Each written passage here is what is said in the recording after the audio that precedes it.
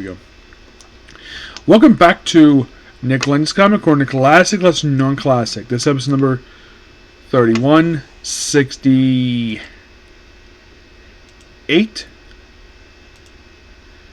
And Doubleshot number 3062. I have two trades from Valiant. One is a mini-series. The other is a first trade for a series. First that we have is Harbinger Wars, a 4-issue limited series that was pretty much, in a way, the very first crossover for Valiant under the current era. That started back in 2012. The current story now is still published in this universe, but it's not the same as it once was. Excuse me. 4 issues written by the writer of Harbinger, Joshua Dessert. Yeah, for a main tie-in, it's mostly put... It is just... Well, the only outside character from the Harbinger series features book is Bloodshot. Yeah, so... It's basically Joshua and Dwayne Trzynski who basically do some co-writing here. Dwayne Trzynski was the writer of the very first Bloodshot book, which, aside from the Jeff Lemire stuff, is actually really good. We have Clayton Harry, Clayton Crane, and Makoas on issue 1. Clayton Harry, Perry Price, issue 2. Issue 3 is the same. Issue 3 and 4 is mostly the same artist. The issue 4, they're joined by Miko Sarin. So here's what happens in 4 issues. So we have a guy basically representing Rising Spirit, the organization that basically created Bloodshot, where they're mentioning the events of the main book, where, like, the place is in shambles, Rector's missing, and basically it's like, yeah. And then we cut to the artwork by Clayton Crane, which is really good. So basically we have these mysterious people, basically the Harbingers, where they're just doing their thing, and of course we have Faith here too. We do have Charlie, where she's basically on top of a van, getting a suntan, wearing a bikini in the middle of the desert. I'm like, of course, basically shit. And Torque basically has dropped some weight, because in the main book, despite the fact in the very next story he apparently put on some pounds, here actually he dropped weight a little bit.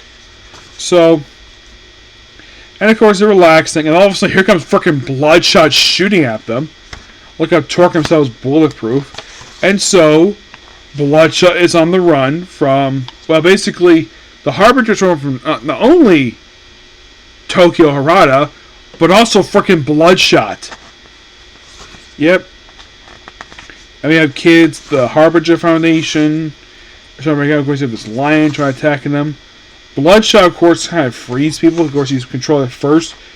And it's like, yeah, he helps free people. And then, of course, we get to sort of some confrontation. So here's basically, you have the Renegades, which is Peter Snook, Zephyr, Chris, Flamingo, and Torque. The Harbinger is Toyo Harada, Ion, Stronghold, and Saturn. We have Bloodshot and Escape Pistols, basically later on. Actually, the Hardcore actually gets involved with this group, yes. And also Generation Zero, which is, fun fact, this group would later get a very brief ongoing series. That guy quickly acts in 8 issues. Not sure why, but he has to go to Vegas. And of course we have, a lot of this book is basically like a debriefing of stuff happening before this. Now, this is similar to what Brian Michael Bendis did with Secret Wars, but at least we don't have text pages. He's being controlled, and then of course we have Tokyo apparently blows off his face with his powers, and then Bloodshot vomits on him. Yes, he fucking vomits on him. And it takes him a bit to basically cover his face. Then he kills Saturn of the Harbinger Foundation. And then issue 3 is like, oh yeah, send in the Hardcore.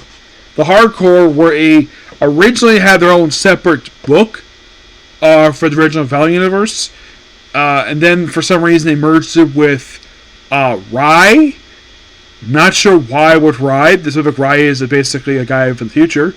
Heck, even the current universe has a future. And then for some reason when they brought back the Hardcore, they made him part of the Bloodshot series. Even take over the title for last quarter of the run. So yeah, Blood does not work with them. And of course, so hiding out in Vegas. And of course, Bloodshot's still on the run.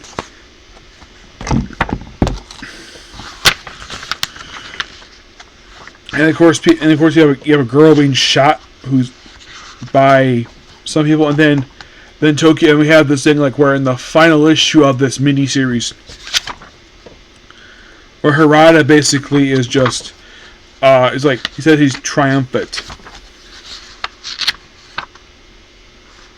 Of course, they mentioned that the hardcore had not been active since the 1990s, which that's a reference to the previous universe because they have been active since then. So, yeah. So the Harbinger Foundation, the Renegades have fighting Bloodshot, who's being controlled, people being shot at, of course. Then Tokyo Harada basically comes in and tries to basically do his own thing. And then the book just ends. Yeah, it basically ends with one of the people representing the government shoots one of the guys representing Rising Spirit. They shot his lawyer.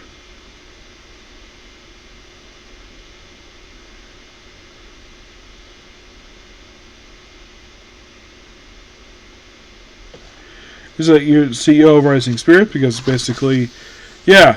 So, who wins? You read there in this book, you're like, the story just abruptly ends. It feels like this book is like a side book for what apparently is supposed to be the main story. It's like, is this book like what book's main story is it? This book is X-Men of War, is it Bloodshot, or is it Harbinger? Who knows? But I mainly threw this in here. I mainly got this. I saw this there because it's part of the Valiant universe. Why not? I do enjoy the artwork for this book. I like some of the story. It has a good start. But I feel as though you read this book, like when I was reading this book, and of course, anyone read this book, like, wait, a lot of the story is a flashback. That a lot of that stuff takes place off panel. And it's like, oh, we set up a new status quo for Bloodshot, and that's kind of it here. I'm going to give the book roughly an 8 out of 10. Though I did enjoy the artwork, though. Next up we have is Ivar Timewalker.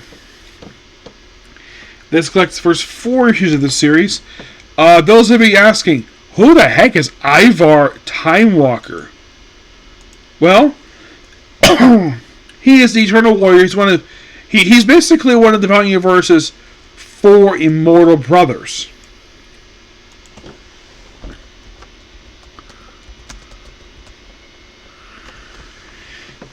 You're like, really? Oh yeah, really. There are 3 actually. So later on, basically, you got a sister too. Basically, you have Armstrong and Gal the Eternal Warrior. And he made his debut in Archer Armstrong / Eternal Warrior number 8. He's a Barry Wintersmith creation. Now, this book here is one of 3 books to collect this very short-lived comic book. Oh, in case you're curious though, did the original character have his own book? It did. It was a little bit longer than this by 3 frickin' issues. Yes, it was 15 issues called Timewalker. And now we have this book here. Yeah, this basically is Armstrong's brother. The book is written by Fred Van Land, art by Clayton Henry. Like I said, the first 4 issues, first 4 of 12 for this short-lived comic book. Coming out in the year of 2015, which was 10 years ago, mind you. Harbinger Wars came out in 2013, roughly 12 years ago. So this book is 10 years, well, the issues are 10 years old. This one's like 12. So, mostly put, in the case of Ivar Timewalker, you just have him going through various different time periods, because he's a time traveler.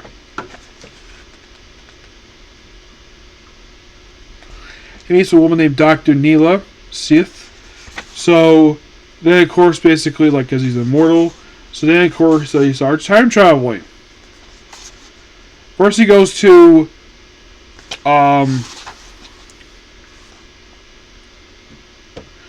looks like the era of Trafalgar. I wonder if I think this might be like the golden age of piracy, maybe?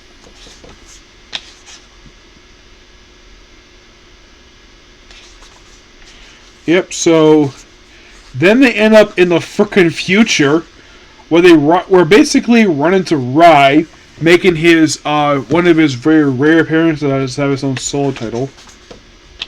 That's one thing interesting about Valiant and for Rai. They always kept in the future. They very rarely interacted with present people. So then we have this facility, which is not New Japan, but obviously. Then we have then we have more stuff here, and then of course all the time travel stuff, and then we go back to the time of the dinosaurs. Yep. And then we go to Austria in 1909, which is a few years prior to the outbreak of World War One. And then we see some super individuals there, or probably shouldn't be there. And then they go to 1916 France, which is, I think this is during the World War One. This is during the outbreak of World War One. We have more tech stuff here in the past. And then we jump ahead to Poland, 1944, which is during the onset of World War II during last year. And then we have, we have this guy. I don't think it's Gal. I think it's somebody else. So,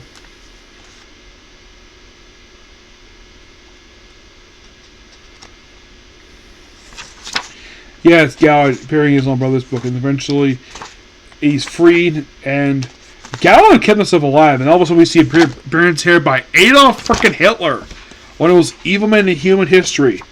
Make sure this book, and he survived this because he doesn't die for another year. And I'm like, oh yeah, science. And then for the final issue of this book, we jump ahead to the year 2001. Basically, where you have one buying a gun show. And this, of course, is months before. This is about 7 months before 9/11. So it was some military stuff. It's probably from her past. Yep. Stuff here at the hospital.